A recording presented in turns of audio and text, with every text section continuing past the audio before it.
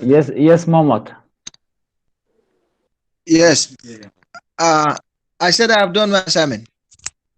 You almost. It you. It's okay. I didn't finish reading. I am still reading. Is it your homework? No, I cannot do my own work. It's I you. made a research. I made a research. Yes, yes, but is it copy paste? Did you indicate you copy paste are parts or you own words? No, I read Hello, Ashi, different. how are you? I read different articles and summarized. You wrote with your own words, Yes, with I your read words. different articles and summarized. It shouldn't be a copy paste work. You understand? Yes, that's what I'm saying. I said I read different articles and summarized. It's okay. We will see. You didn't Hala and Ashi. You didn't send me any assignment. You will send it. Sir, I didn't know if there was an assignment. I would do it this week and send you. Me Is that too. okay? You too. You didn't check the portal. There was on the portal because this was the last day today. Okay, today I'll send it to you. You do it over the weekend and send it to me on Monday. Okay, no problem. All right. Okay, I Thank you can so make much, it. sir. thank you. Okay. Hello, Tembusco. Hi, sir. Hi, Professor. I'm going to wait 2 minutes more than start class. Okay. Okay, Okay. sir. You, Okay. you should send me your assignments until Monday because today was the last day, but some students didn't see the assignment, so you should do it over the weekend. Oh, Okay. Okay. okay. I will wait. Thank you, sir. You're welcome. I will wait few minutes and I will start. Okay. Okay. Okay. Should we also open our slides on the side like last Yes, week? but Okay. sometimes it is stuck on it because the system is very slowly. But today was okay. Everybody in the other classes they follow without problem. I will put on the system and you will follow it. If not, then you will download your own files and you follow from your own computer. We will see if it is working. Do I have to wait for somebody else or is that all? They don't come. Nelly. Because after starting, it is not easy to quit and come again. Yeah. Let me ask Nelly if he's coming now. Okay, ask. I'm waiting.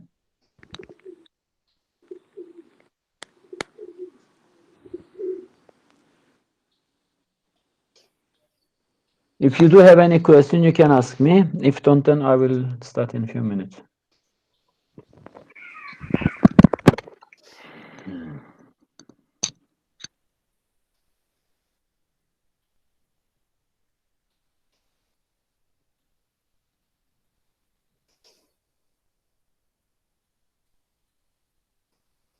We will do mostly the theoretical part and the applications I will send you via email. Then you will do with emails. Then I will control it and send you the answers because we can't do too much calculation online. The most theoretical parts I will do it usually, and some calculations as much as possible we can. Okay, sir.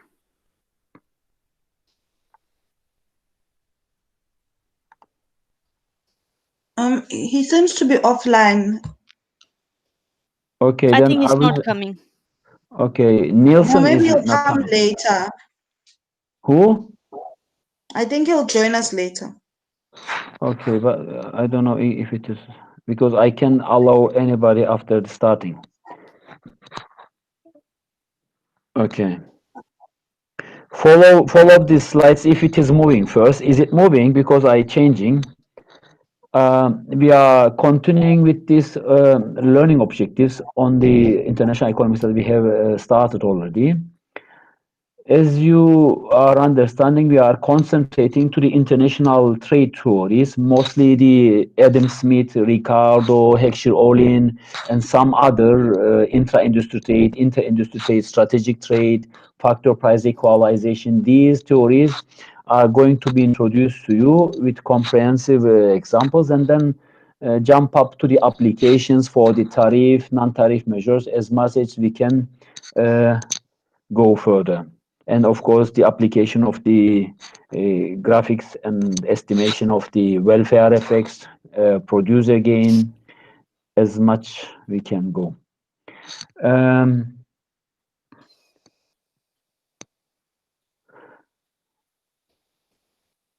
As it is written here, also we are going to the classical and modern theories in international trade, explaining the importance from the economical and political aspects regarding to the governmental interventions, which is very important effects for the international trade, because as you know, international trade theories mostly affected from the government regulations, you know.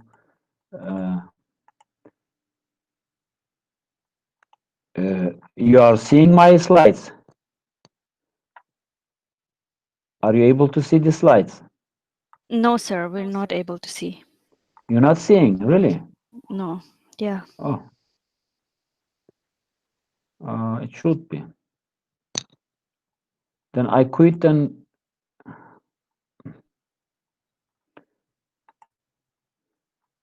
put it again.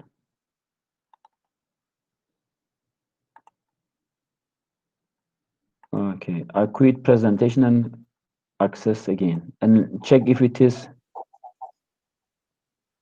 Or we can download, sir, on the side. Yes, but I think it should be okay because now you are seeing, I think, isn't it? Are you able to? Yes. Yes, Yes. okay. Yes, sir, now we can see. Learning objectives you are seeing. As I said to you, we are going to exercise the importance of the theories from the theoretical and from the economical aspects, and identifying the factors that should be considered when you firm participate in international trade and why they should attend to the international trade. Because as you are aware of, international trade is a requirement, is a necessity for the economy, because when your supply side economics concentrating, you are observing production sometimes cannot be sufficient to the domestic market, and sometimes can be surplus, can be overproduction. Therefore, if it is overproduction, you have to export it.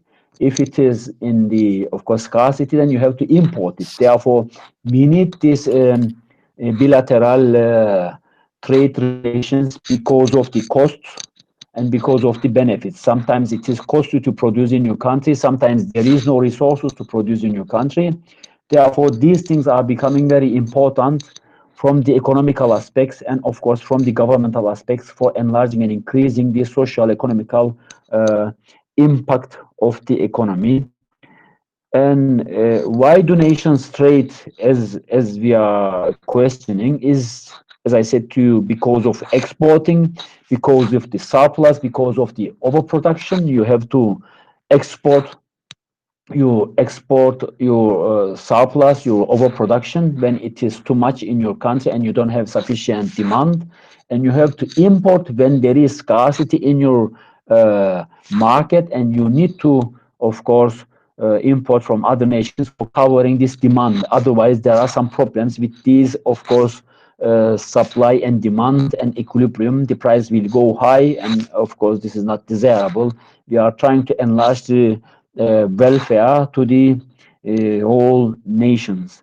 And as the per capita per income is increasing, the nation's welfare is supposed to be increased and enlarged. And this is the reason, when you have surplus, you have to export and enlarge your market to the other nations and get more resources, capital. And when it is then, of course, in scarcity, then you have to import for enlarging your market.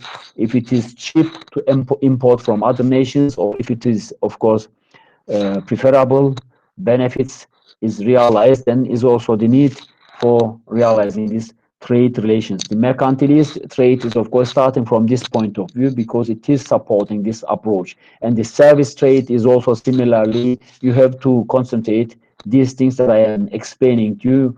Trade deficit and trade surplus, similarly, if you have export more than import, then this is then of course surplus. This is then of course good. There is a good impact to the economy. And if it is import more than export, then there's of course deficit. Then this trade deficit and balance of payments of course is becoming of course negative. Due to these reasons, we are realizing international trade and of course relations, because we have to do, otherwise we are exercising other problems such as unemployment problem because of produce goods and services. If it is not distributed and sell in your market, then of course you have to reduce the production, and reduction on the production is somehow affecting the economy and reducing the employment and reducing some other sectors effectiveness into the economy.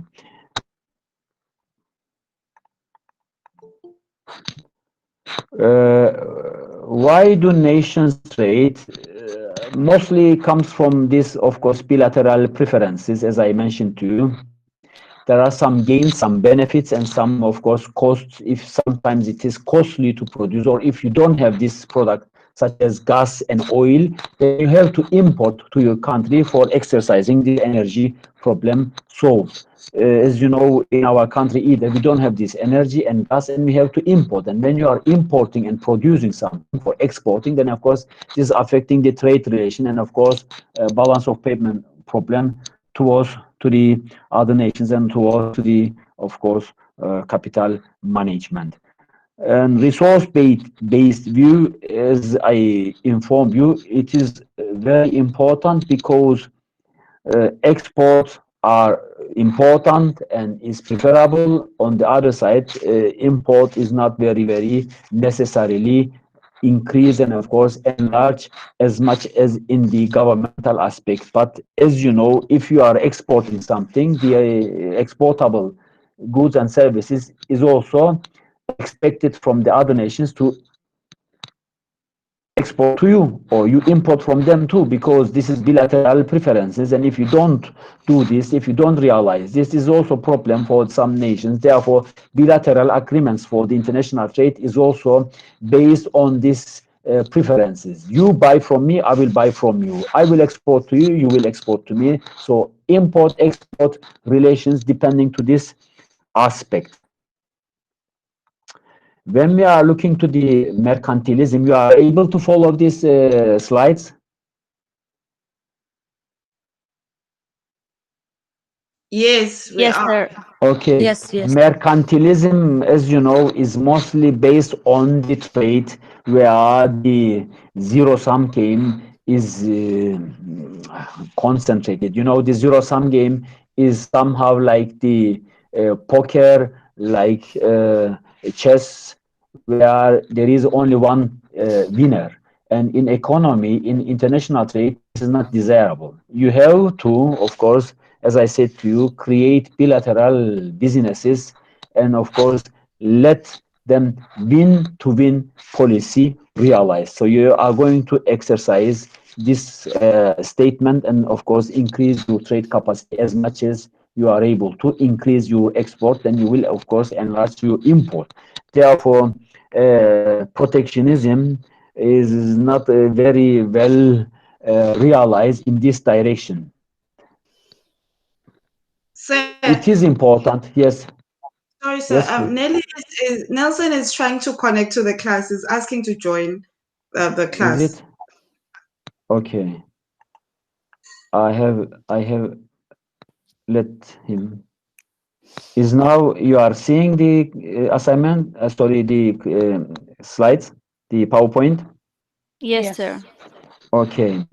As I said to you, mercantilism on this direction is somehow zero-sum game, and the protection which is support, this is also not well adapted, because protection is sometimes as I have explained to you in the former slide, is sometimes is good and sometimes is not good, because protection of infant industry is good, but protection of the whole industry is not good. If you put the barriers to the import, is not good, because sometimes you are importing very cheap products and enlarging the welfare with the people, with the domestic market, and with the consumers in your country, in the internal market. Therefore, you have to let people to reach the cheap and of course quality products. Sometimes exporting coffee beans, banana or beans from other nations, from let's say Brazil, coffee, and of course bean from Nigeria, some coffee beans in African countries, in Latin countries, some products, or in Azerbaijan some oil, which is necessarily required resources in your country and not existing, then is of course preferences bringing to your development. But if you are putting the whole market, these barriers, these tariff and non-tariff barriers, sanitary, phytosanitary measures for removing the exportable goods or importation towards to your country, then this is then of course not good for your country. This is preventing development. Therefore, you have to let people to access to your market, and you have to join to access to your economy as much as it is possible.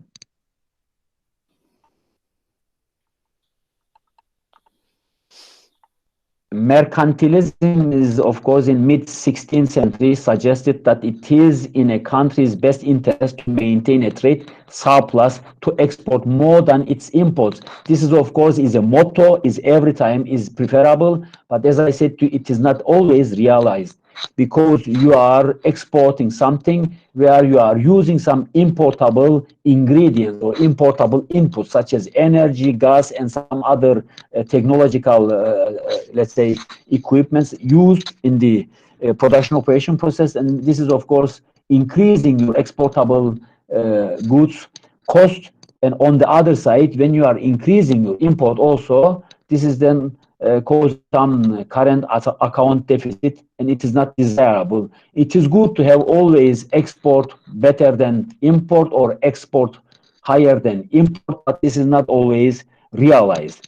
And in this direction, mercantilism and view of the zero-sum game is unfortunately is realized, because one party is going to become more profitable and one is going to be a loser in this zero-sum game.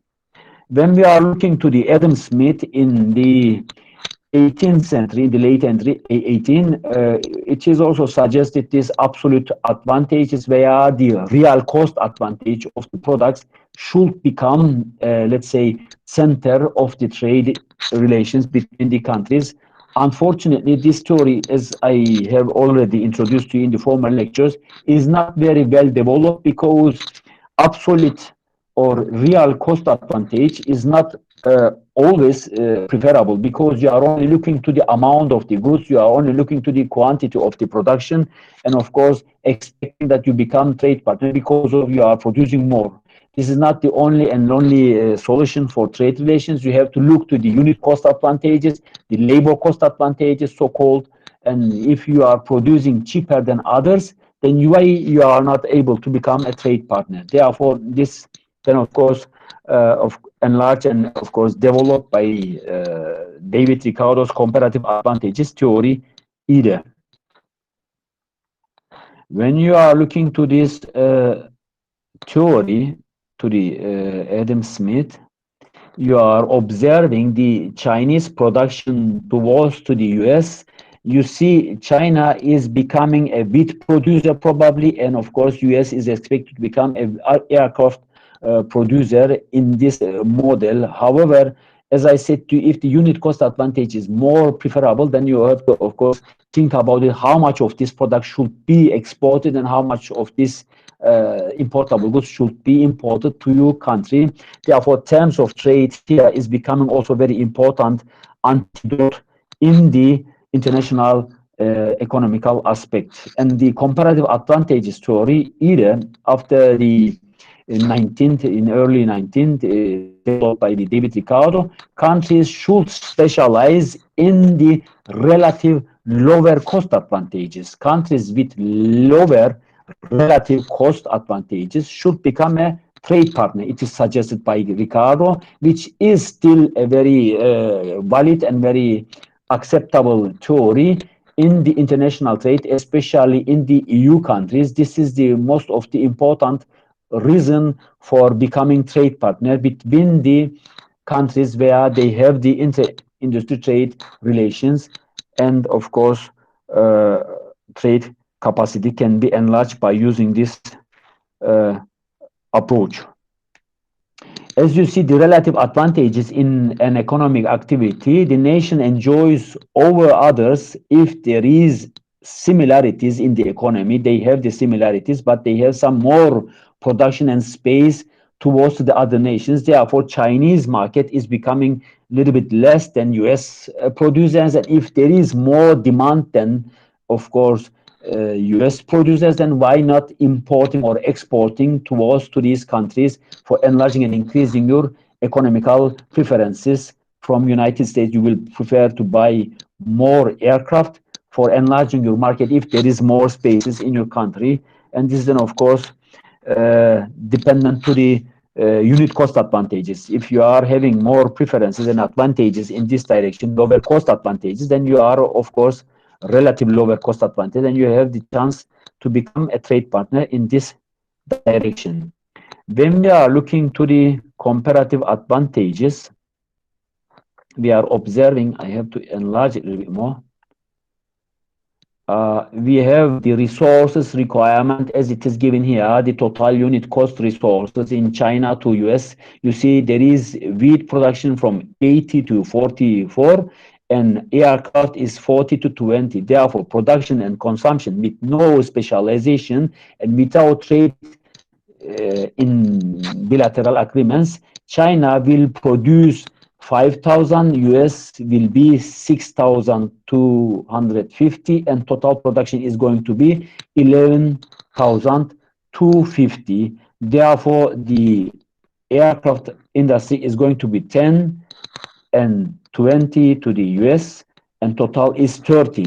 As you see, when you are alone in the market and not realizing any trade relations, this is how it is. And when we are exporting and importing, and of course increasing these trade relations, then the Chinese production becomes 10,000 and US is going to be 250 because of this preferences is more preferable to buy from China probably, and the total production is going to be 12,050. And when you are looking to the aircraft, is again aircraft industry is, as I mentioned in the figure, is preferable because of the lower cost advantages. Then China stopped producing and buying the product from United States, and total production is increasing to 32 aircrafts.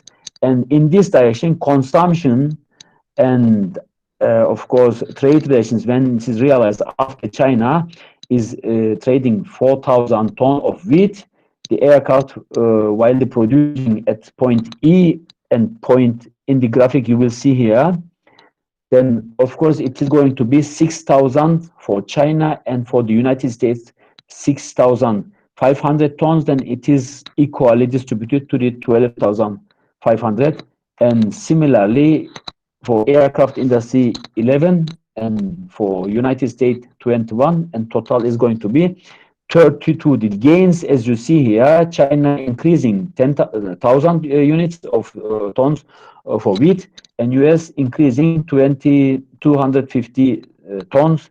And for the aircraft industries, they are also having some preferences. 1 unit more production is realized bilaterally after this trade relations enlarge. When we are looking to the product life cycle theory, which is very important in the production operation process, the production dependent to the optimal production location where the flow and direction of trade is realized. This is developed by the Veron, and it is in the mid-60s introduced to the global area and platform. The globalization integration of the world economy has made this theory less valid today, of course, because the production today is becoming more global and production today are introduced in multiple markets simultaneously because we are in the global area. And of course, when you are looking to the Veron's theory, the life cycle theory, which I'm going to introduce you in the graphical illustration, it is based on some phases, which is introduction, decline, maturity, and of course, coming to the international preferences. The dynamic theory that accounts for changes in the pattern of trade over the time is the life cycle theory's main antidote, and the production life cycle theory is based on the assumption that regions may be available for the production of particular products based on its life cycle, which is concentrated on this circulation that I'm going to introduce to you. As you see here, there is introduction, growth, maturity, and decline. As you see here, the introduction part is concentrated to the research and development, and on the other side, which is going to be returned down, is the decline. Then the growth and maturity is expected phase, which is the growth is expected outcome for the rivals contribution and participation to the market, and then it's going to be the top position to the maturity where the highest and of course optimal market structure realize, and of course for the innovating firma it is going to be down, and then decline is the last part of this theory, which is concentrated mostly to the uh, uh, short and small market structure. As you see here, the production is realized here, and then the maturity period is expected to be still less than production, and it goes up when the exportable realized to the optimal level, and then import goes down with standardized production process at the end of this process. Similarly, this is of course realized. You are seeing these slides. Yes, sir. Okay, the new products, maturing product or produce goods is expected to be reach to the top at the standardized period, and then it goes to the exportable, and then it goes again to the decline, which is not illustrated on this graphic. And then we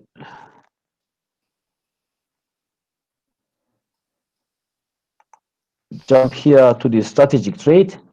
Strategic trade is, of course, is a monopoly market. In strategic trade, we are having some monopolistic approach, such as Airbus and Boeing, which is very strategic important sectors, such as airlines or aircraft industries in economies, and it should be supported and, of course, subsidized by the governments for being existence. It is sometimes, as you know, the airline companies, the national airlines, is becoming very important for the country's international aspect, and it should be supported and subsidized without hesitate. And as you are observing here, when the subsidy is illustrated, sorry, here is the without subsidy is illustrated. You see it is 5 billion to 5 billion, 20 billion to 0, and then 0 to 20, and it goes to 0 to 0. When it goes to subsidized, then it's changing to 5 to 5 for Airbus to Boeing, and for Airbus 30 to 0, and for when it is subsidized, of course, it goes to 0 to 20, and when it is not entering to the market in this direction, it is 0 to 0 is the, of course, the payoff matrix illustrated. As you see here, it is subsidized from 20 to 30, then 10 million is shifting the Boeing industry from -5 to 0. And when it is subsidized, then it is, of course, Airbus is going to be 5 to 30. Therefore, if you are going to realize this kind of subsidies, it should be questioned whether it is profitable or not, but whether it is strategic importance is existing or not either.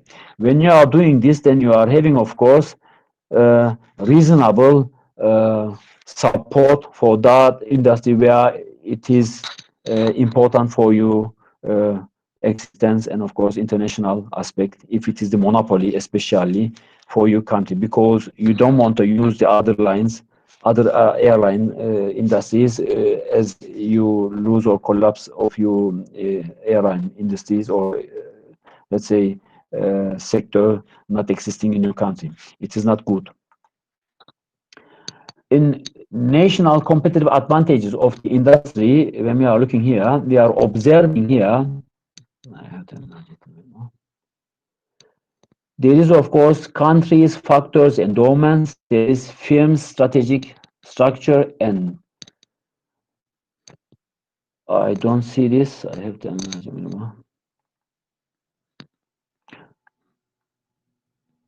Oh, okay. Domestic demand conditions and of course related supporting industries is illustrated here.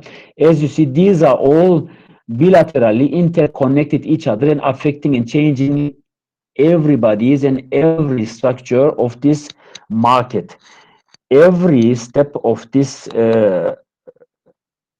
industry or let's say sector affecting each other's movements and of course strategies. Therefore, when you are becoming competitive in certain industries, you should look up to these factors, whether it is firm strategies or countries factor endowments or related to the other industry for supporting or domestic demand is of course is condition for the sector must be questioned.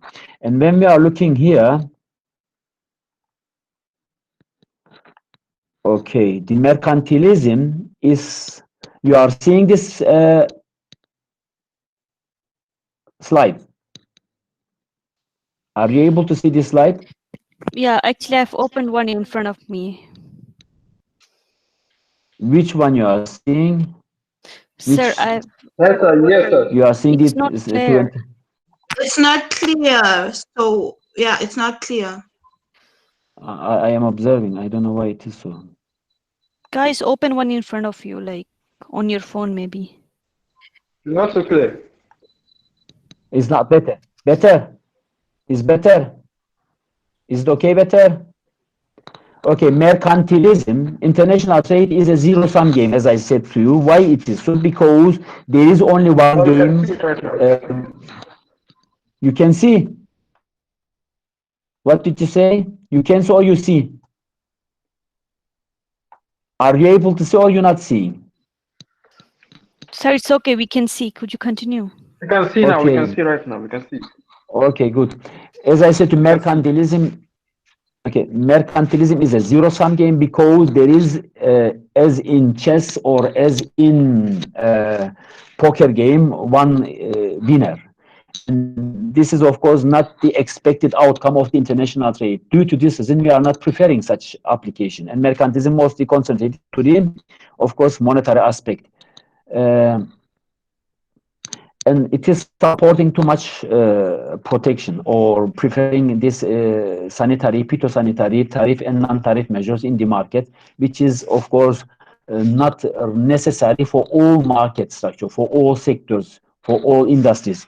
We have to protect our baby industries if it is profitable, isn't it? If an industry is not profitable, then you don't have to support this industry.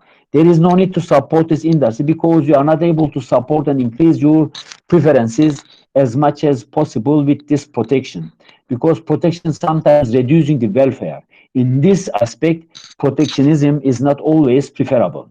And as I said to you, international trade is not dependent to the zero-sum game. It should be bilateral preferences, and bilateral profit and win-win policy must be supported. You export from me, I export from you. You import from me, I import from you. Something like this, then you are bilaterally supporting this business, because every country needs some importable goods and every country needs to export some goods, because we are producing sometimes over surplus or overproduction. We are existing in our markets and we have to remove this surplus from our market.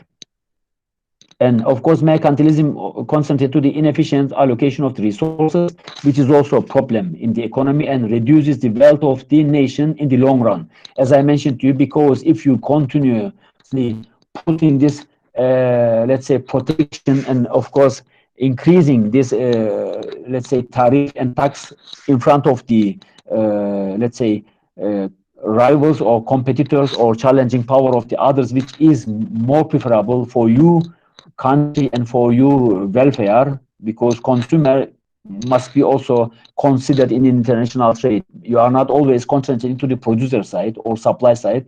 You have to look up this demand side of the economy for enlarging and increasing the economical aspect. And when we are looking to the absolute advantages, we are observing here again there is limitation. It is only concentrated to the real cost advantages. Nations should specialize in economical activities where they have the absolute advantage, which means real cost advantage or the preferences, which is depend to the amount of the product produced in the goods and services, should become a trade partner.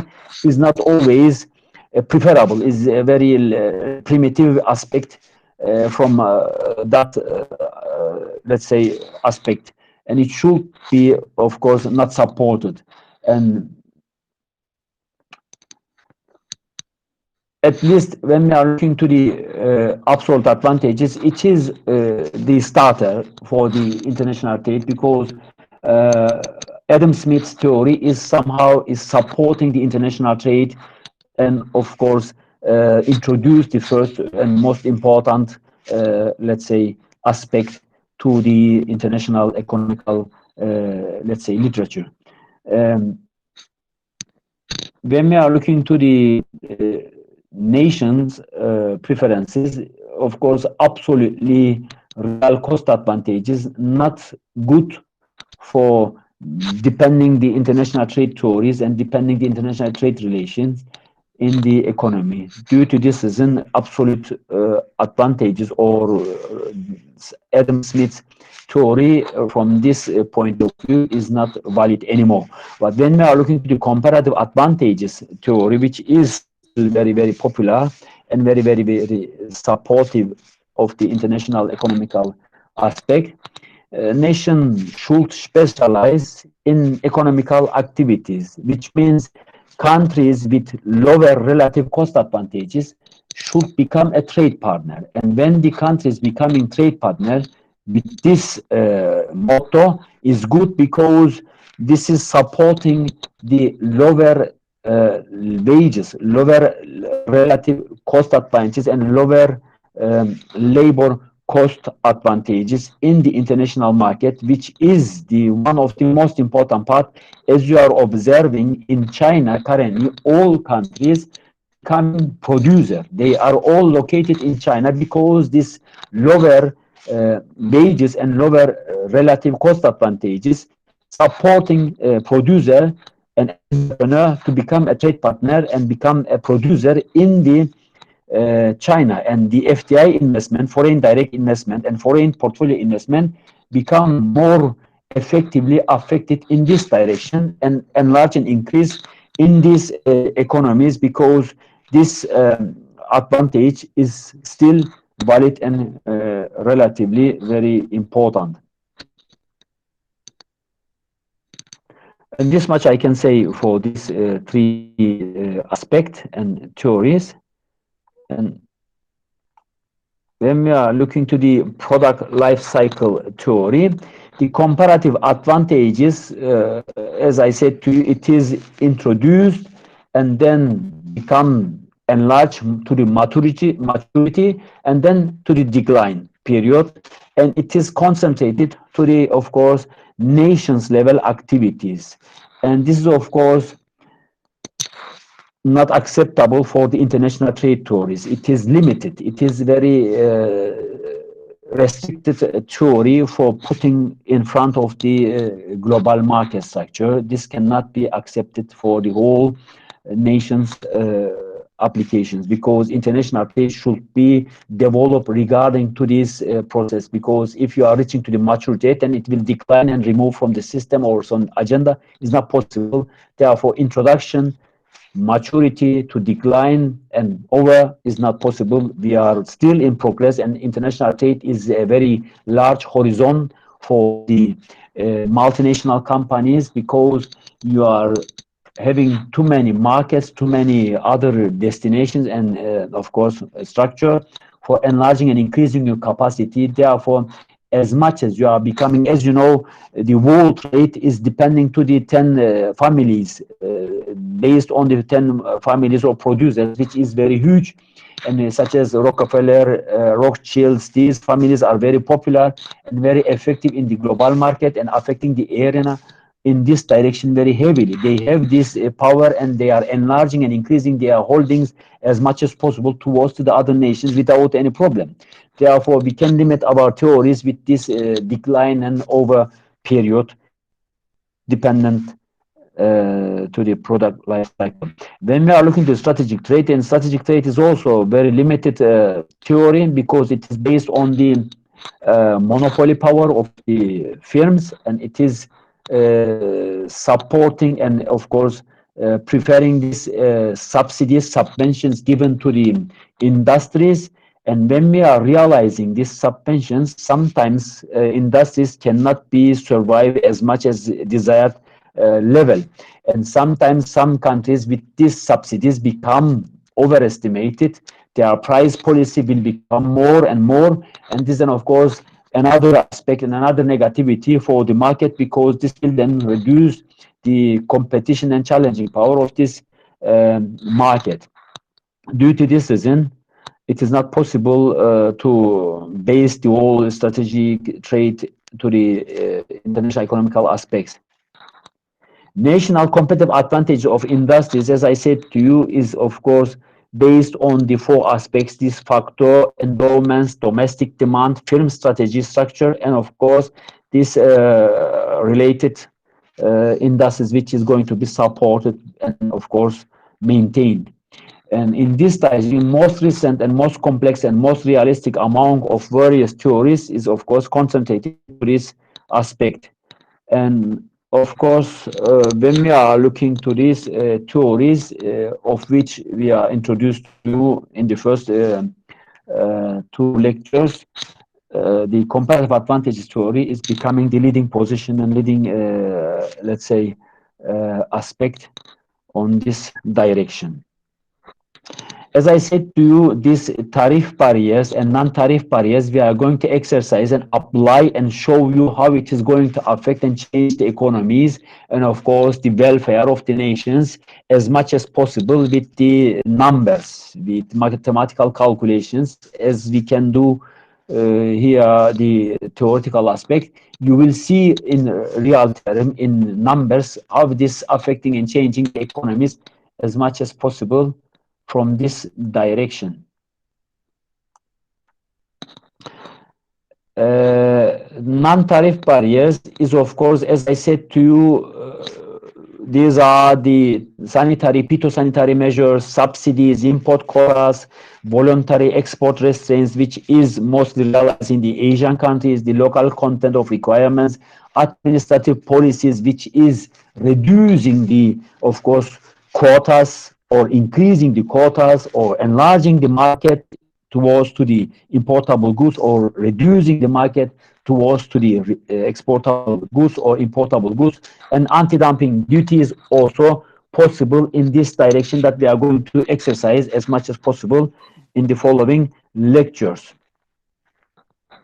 The arguments here to know from your aspect is to discuss the protectionism or the protection of the industries, whether it is necessary, especially for the infant industries, and of course the need to shield the infant industries should be questioned how much should be supported, because sometimes in some countries 30 years, 50 years, some countries, so some industries becomes only the infant industry position and not developing, and this is of course means you should stop this protection as much as possible to replace this with the importable goods, and should support the industries where you are able to develop and enlarge and increase this, and not anymore infant industry position is existing and you are becoming the, let's say, challenging power in the international platform.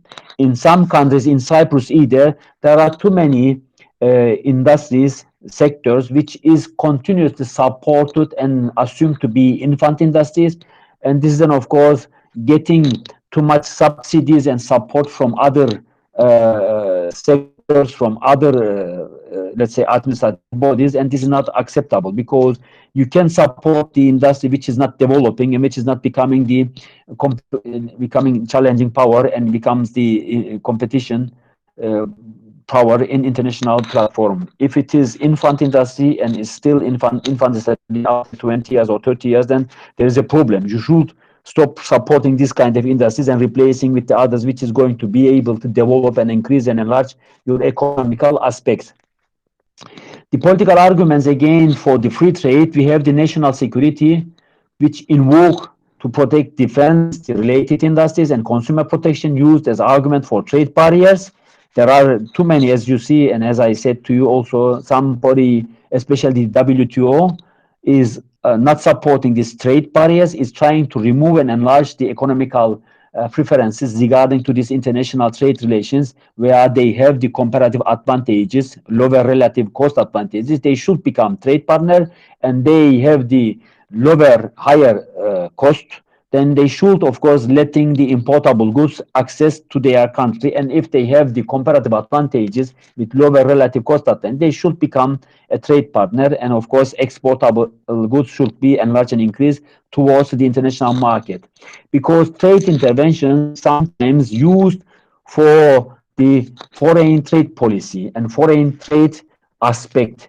These interventions sometimes trying to protect their country against the foreigners, against the, let's say, rivals who are going to capture their markets. But as I said to you, if you are insisting to protect these infant industries, you are going to lose, because you are not developing sufficiently. You should learn to manage and enlarge your exportable goods towards the international market, where it is competitive power very high, and you should let the access of the importable goods towards to your country, where you are having lower cost advantages, and of course, sorry, higher cost advantage, and of course you are not able to compete in the international markets.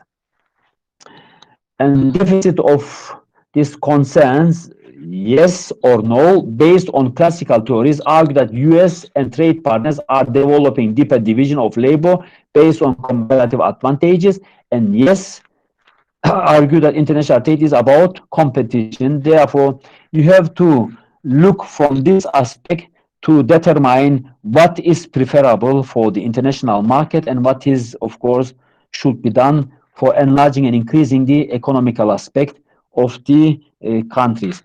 This was the first PowerPoint, and I'm going to jump up to the second to introduce you the some, as much as possible we can go further. Then I will stop somewhere else, then let you to the next lecture, because probably it will not taking too much time to finish all. It is of course a little bit longer, maybe we need much more time to finish, we will see, but as much as I am able to go further, I will do.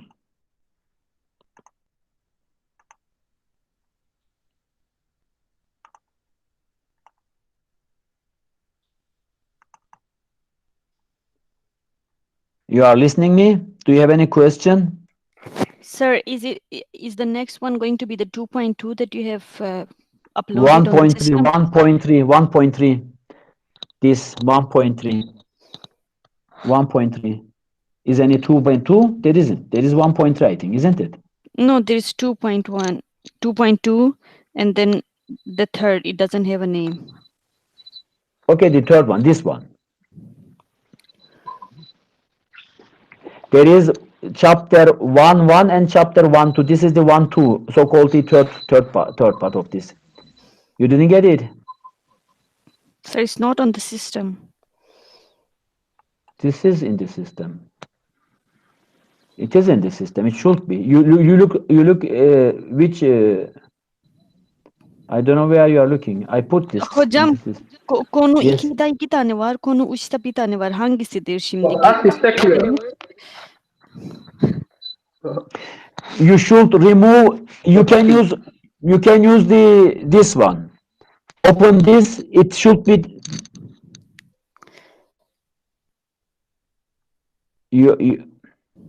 I can quit, but you open any and then you will find it.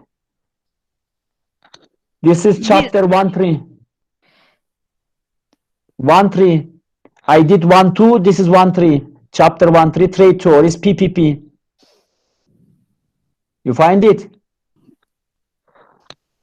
Let me check. Chapter 1.3. The others also should find. You didn't find Momat and Nielsen and Hala?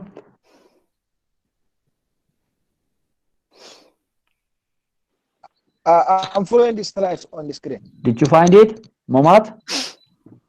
We can see it, we can I'm see it. following the slides on I the found screen. it, we found it. Okay. You can follow on the screen or either, because I think it is moving, isn't it? Yes, it is moving. Yes. You are seeing this, isn't it? You are seeing the slides. Yes. Yes, sir. Okay. Okay, the international. Why is trade beneficial? Is it this?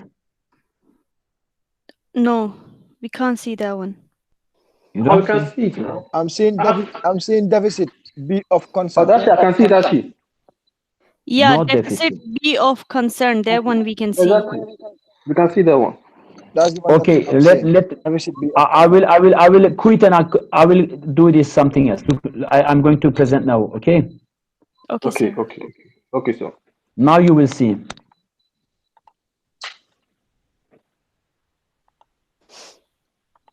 You see now, I think. Yes, international sir. trade. Yes, you will see. No, we can't see anything now. You are Yeah, but seeing? this, We can't see anything yet, sir. Why sir, is but free trade Huh? beneficial? Okay, yeah, we Yes, can see. exactly. This one. You are seeing. Okay. I say you're seeing. Yes. yes, It's sir, okay? I can see that. Yeah, no problem. Okay, because sometimes if your computer is slowly, then Yeah, it goes we can see slowly. right now. It comes slowly because we can are see, sir. online and it is some. Okay, free trade, as I mentioned to you, is a situation where a government does not attempt to influence through quotas or duties what its citizens can buy from another country or what they can produce and sell to another country. Trade theory shows what it is beneficial for a country to engage in international trade, even for products it is able to produce for itself. Therefore, we are questioning the free trade, and of course, the opposite side is protection. We have to determine which part is going to be, or how much protection should be applied to the economy, and how much, of course, should be excluded from the economy, because we have to put some barriers for enlarging and increasing the baby industry, so-called the infant industries, but we have to let the international trade to access to our markets, because we are not able to produce everything in our country, isn't it? Therefore, this is the most important part, and of course the discussion topic in the economy. International trade allows a country to specialize in the manufacture and export of products and services that it can produce efficiently. This is very important, because exportable goods should become a trade partner, because you have the preferences. An import of goods should become efficiently in other countries and become trade partner towards to your country, because you are not efficient in this direction. If you have scarcities, for example, in this production, then you should import. Or if you have a heavy or higher cost why you have to produce, why you are insisting to produce this kind of products in your country if it is cheaper in, let's say, Mexico or in Brazil. In Brazil, for example, bean production, 1 kilo bean is around 0.20 cent, and in the European countries it is €5 or €6, which is very, very comparative, and relative cost advantage is very, very high in the Brazilian, in Mexican countries. Therefore, Latin countries should become a trade partner in this product. And in other products where they have the preferences, especially in the high-tech technology products, the European countries will become trade partner. Ricardo's theory, as I said to you, is very popular in this direction, and it is, of course, positive sum game to the economy, because we are mentioning several times this theory, and it is important to know how it is going to be positive game in this direction. It is, of course, most critical point of this theory is the lower relative cost advantage should be the base to the trade partner. Countries with the lower relative cost advantage should follow and should enlarge their trade toward to the other nations country. And when we are looking to the Rybinski theory, which is also supporting hand to the Ricardo's theory, what is Rybinski? Rybinski says if a country or industry uses the resources most intensively, will increase its output of goods, and while the other industry will decrease its output of the other goods. Therefore, this, of course, comparative advantages is sufficiently supported with this aspect. You have to become a trade partner if you are intensively produce and become trade partner. And of course, you have the advantages in this production operation process. And of course, in the other industry, if it is higher cost realized, higher cost production, then you have to give up this industry and let the others become towards to your country with importable goods. And then of exportable goods towards to your country, and you import these goods towards to your country.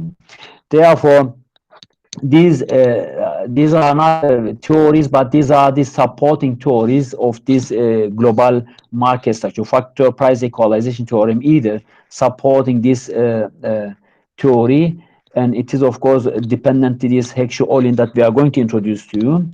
Is similarly, if the countries have the price factor equalization, will also be equalization will also be equalized between the nations, between the countries. Therefore, if the prices becomes equalized, this means the labor and others, capital and other factors of production become equalized. And then, of course, this is then the reason for increasing and enlarging the trade relations between the countries. When we are looking to the Stolper-Samuelson theorem, it is also simply suggests that in any particular country, a rise in the relative prices of the labor-intensive goods will make labor better off and capital worse off. And vice versa is, of course, realized, providing that some of amount of each good is being produced. Therefore, rise in the relative prices of labor-intensive goods will make labor better off and the capital worse off. This is then, of course, most important part of the Heckscher-Ohlin theory, either where they are supporting the factor endowment that we are going to introduce to you in the following. Okay. When we are looking to the intra-industry trade, what is intra-industry trade? Intra-industry trade is, of course, mostly realized in the EU countries. It is defined as the simultaneous export and import of commodities which are grouped in the same industry, because in the EU, most of the nations producing similar goods and exporting similar. Therefore, if you have the similarities in the production operation process, you are expecting to become a trade partner. Therefore, this is developed by the Gruber and Lillot in 1975, and of course, intra-industry trade entails lower cost advantages and market adjustment and considers only a similar product trade, which is, as I said to you, mostly observed in the EU countries where we have these preferences in the market.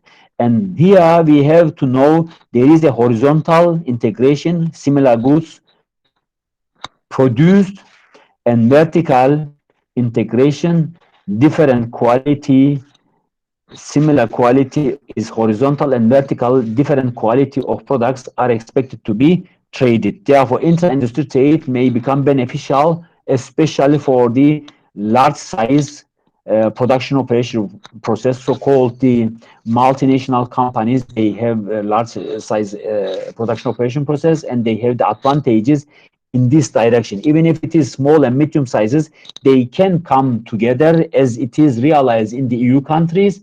Most of the medium-sized enterprises are taken to the centralized activities, and only the one, let's say, institution, or let's say the agency become responsible of these micro industries or medium industries, and becomes trade partner as a large scale producers for controlling and inspecting all product quality of the standards, and of course quantity produced, and of course exporting towards to the other nations where they have these similarities in this market. The new international trade is based on this aspect, of course, but there is, of course, some other critique on this direction. When you are concentrating to this international trade with intra-industry aspect, of course, sometimes it is becoming the monopoly power. You are enlarging and increasing your industries with this aspect, as I said to you, which is realized in the EU countries, and this is then, of course, sometimes creating some inefficiencies, because when the monopoly power is in the market, then you can control and inspect the price in the market, because you are holding in your hands everything as a supplier, and this is then, of course, sometimes creating problem to the economy. Therefore, this should be strictly applied to the market. When we are coming to the Hexaolin, which is also the extension of the, let's say, David Ricardo, the Hexaolin, Hexe is 1990 and Bertil Olin is 1933, developed their theories based on the comparative advantages. Of course, here the factor endowment and abundancy of the factors is most important contribution to the theory. The lower cost advantages here is also important, but it is suggested that you have to become a factor endowments in your country, and you have to hold in your hands these endowments in your country, in your sectors, in your resources. Then this is then, of course, creating you this lower relative cost advantages for becoming trade partner in the international market. And export of goods that make intensive use of locally abundant factors, and import goods that make intensive use of factors that are locally scarce in the market is, of course, suggested with this theory. Does the Hexaolin theory holds? The Vasily Leontiev, as you know, the Leontiev also developed this theory. Do you know the Leontiev paradox? Have you ever heard this paradox any time, anywhere? Which Yeah, is the word done. paradox. Yeah. Yes, it was done in the United States about this factor endowments. This is also questionable for the Hexaolin, because Leontiev in 1953 theorized the from the US market, apply some practical implication to the market to observe how it is affecting and changing the economy by using this factor endowment. And as you are expecting and supposing that the international trade, and of course the United States is the exporter of capital intensive goods and the importer of the labor intensive goods. This should be, isn't it? Because we are supposing the United States is a developed nation and should become a trade partner from this direction. However, Vasily Leontiev applied this to the practical implication to the market, and observe that the most of the industries is not capital intensive, but it is labor intensive. And this is becoming because they are using technology in his hands, and they have the labor intensive because they are using the technology most intensively as much as the capital allow.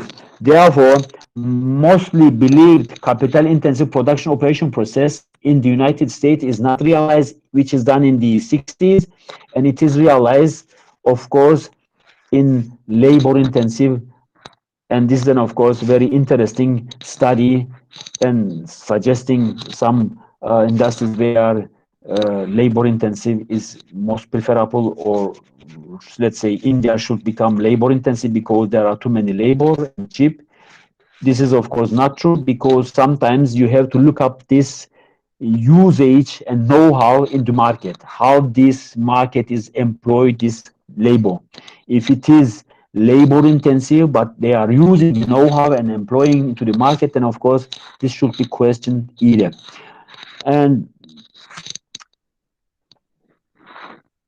when we are looking to the next slides, the hexaolin, of course, also questionable from this direction, which is also supporting this factor endowment, either capital intensive. For example, UK should become a capital intensive, India should become a labor intensive. We don't know. You should analyze first how they employ this and how is the know-how capacity in this country. Then you will determine whether it is know-how and, or of course, labor intensive or capital intensive. The hexaolin theory focuses on the international differences in factor endowments, as I mentioned to you, and it is explained the relative abundance of factors, and firms with highly abundant factors will export and countries with scarce resources will import. It is suggested, of course, and trade is dependent on inter-industry trade, and firms with more abundant factors will profit from trade. Inter-industry trade is the similarities, differences, similarities, sorry, same industry, so differences in the industry is the reason for becoming the trade partner, because inter-industry trade is this similar and this same. Trade between countries where export and import consist of different type of goods, such as trade is based on differences in factor endowments, supposed to be suggested and supported. Countries export where they are produced and where factors are abundant, and import which they cannot produce and it is scarcity in the market, in the domestic market, should be, of course, imported. And it is, of course, costly, therefore it should be given up and replaced with the importable goods. With trade of this type, of course, unusually for a country to import and export goods in the same classification is expected, because inter-industry trade is supporting this aspect. The hexaolin theory states the economy is assumed to produce two goods and use two factors of production which are perfectly mobile between sectors. And in this model, comparative advantage is explained by the relative abundance of the factors and not relative cost of production, as was explained by the Ricardo. Therefore, relative abundance of the factors is, of course, becoming important point of this theory. It should be highly factor endowments observed in the country for becoming. For example, if in the Nigeria, coffee beans or banana is abundant factor and abundant, let's say, material or goods for producing in this industry, then you will employ this for creating Nescoffee or coffee or other things and exporting. And if it is scarcity, then, for example, in Cyprus, we don't have any banana, then we have to import it. Or Nescoffee, coffee beans, we don't have it, and we have to import it. Therefore, this is then de facto endowments. Abundance is, of course, relatively acceptable aspect, but there are also some problems with this tool that we are going to exercise in the following. The hexaolin theory says the capital abundant country will export the capital intensive good, and of course labor abundant country will export labor intensive, which I have already mentioned to you. The Leontief paradox is bringing a question to this explanation, and of course problem to the economy. In hexaolin, there are two goods, two factors, and two countries, 2 by 2, and Noah's Ark is supposed to be introduced here, which is, of course, going to be introduced to you in a few minutes. Goods can be traded, but not factors across countries, but both factors mobile across countries within each country, and constant returns of scale in each sector perfect competition in all sectors. And of course, worldwide, two goods and two factors within each country is supposed to be realized. And price criterion for defining factor abundancy, a country where capital is relatively cheaper and labor is relatively costly, is said to be capital rich country, such as UK, for example, and where a country labor is cheap and capital is relatively costly, is said to be labor intensive. Let's say Pakistan or India can be given as an example. And here in this example, it is given PK over PL is capital intensive should be, and PK over PL is India is become expensive. Then here, as we are observing in this equation, in this information, PK over PL is the England so-called. And here we are supposing in England is the capital intensive production operation, but should be cheaper than India, because in the capital intensive production relative to the India, relative to the England, it is expensive. Therefore, we have to analyze this equation from this aspect. Here the P is the price, K is the capital, L is the labor, E is the England, and I is the India, as I have introduced to you. Therefore, England's capital intensive production should become specialized. And here, if it is capital intensive, expensive, then England and India should become in the labor intensive, because England has the preferences in this model. The above analysis highlights a fact that in England capital is cheap, and hence it is a capital abundance country or nation, and India is the labor cheap, and thus it is a labor rich country. Now let us understand how such a pattern of trade will necessarily emerge to the economy. When we are looking to the diagram, you are observing here, there is here this production possibility given here, so-called the budget. Then when you are looking to this diagram, we have two tangent points. One is the E and one is the K, where one is capital intensive and the other one is the labor intensive. Here is the, the budget line is tangent, this curves, I think, is tangent to the indifference curve. And as you see, if it is tangent to this point, it is supposed to be the production operation process can be realized at that level, because this is the optimal position.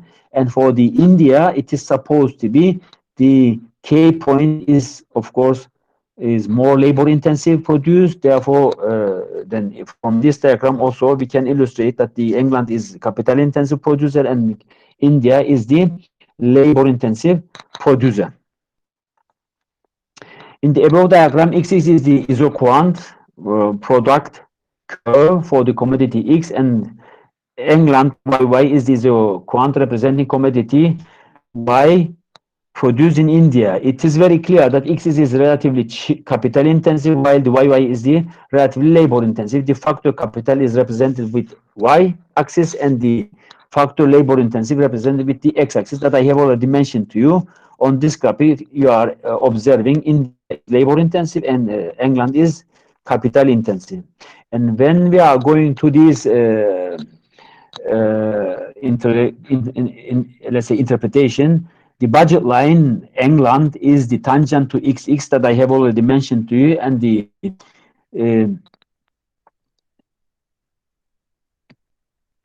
budget constraint or budget line so-called is tangent to the YY isoquant at KK, where is the isoquant curve is parallelly realized, and the point K will help us to find how much of capital and labor is required to produce for the England, which is Y point, and PB is the budget line or the budget constraint for the India, where it is again tangent to the isoquant at M. Then this will then help us to find how much capital and labor required to produce 1 unit of commodity of X for the India. Under the given situation, the country England will choose the combination of E, which means the more capital specialization on capital goods will be the preferences, and it will not choose the combination of K because it is more labor intensive and less capital intensive.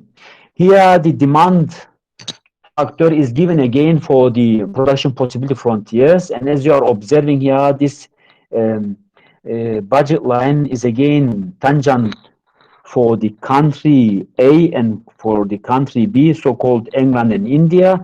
And as you see here, if you look to this area here where it is tangent, there is a good for country where it is capital intensive probably, and here the good G where it is labor intensive realized, where the production possible frontier is tangent to the budget line, and is of course budget line is tangent to the indifference curve for this country, for the nations, of course, indifference curve. Then as you are observing these two lines giving us reasonable information about the production capacity and of course the demand capacity where the tangent points realized for the countries. And it is again here illustrated with this graphic that we have already explained to you. Here is the UK and here is the India market is supposed to be realized. And when we are putting this to the equation, to the, let's say, calculation, the capital price in India is supposed to be 4, and India and in the UK is 5, but labor price is 1, and of course it is 2. The ratio, when you put this ratio for the India 4 to 1 and for the UK is 5 to 3, as you see, it is of course UK becomes cheaper. This means the UK is relatively more capital intensive and the cheaper, and it is cheaper than the India. Therefore, this implies UK should become capital intensive, whilst India becomes labor intensive. This is the key that will drive comparative advantage to trade, so-called. And here, two goods, beer and cheese, two factors, capital and labor is given. And both factors mobile across sectors. Fixed input coefficients per unit of output is supposed to be given for beer and cheese. Again, capital and labor is 4 to 1. As you see, only the capital amount is given is not the reason, because you will see, because for the capital for the nation is already given to you. When we are putting this to the product level, you are observing similarities again. The labor amount and of course cost is bringing a little bit more advantages to the country, and the ratio of capital to labor in beer is 4 to 1 is so of course more than the in cheese, which is 5 to 2. Then beer is relatively more capital intensive, can be said, and it is then of course preferable for the market.